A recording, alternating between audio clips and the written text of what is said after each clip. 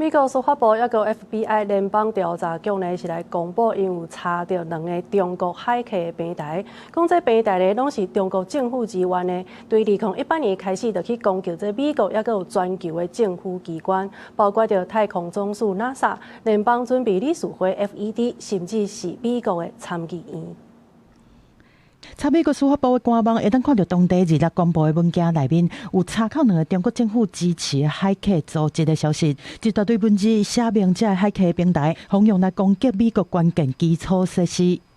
The Justice Department and FBI announced court-authorized domain seizures today to deny malicious cyber actors access to 2 complementary hacking platforms known as QScan and QT-Router, used to target U.S. critical infrastructure and other sensitive networks.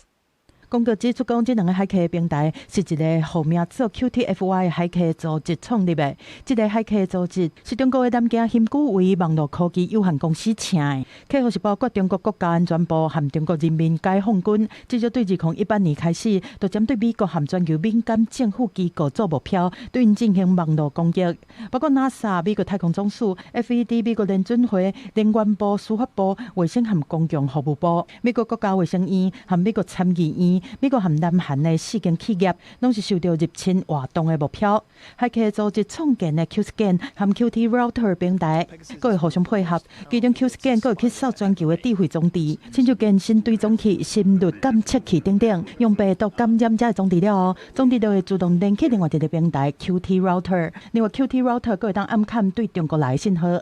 繼續是其他國家發出來的。對這，美國司法部長布蘭奇表示講，會制止而且起訴這攻擊美國關鍵基礎設施的海客組織，盡全力來保障美國人民的安全，而且用一切手段都會履行這個承諾。這擺的行動是為了要打擊中國支持的無差別海客活動，展開的系列行動內面上新的措施。面對美國的聲明，中國駐美大使館表示講，中國反對嘛打擊所有形式的網絡攻擊，要求美國停止利用網絡安全的問題來抹黑中國。公司新聞單視同編譯。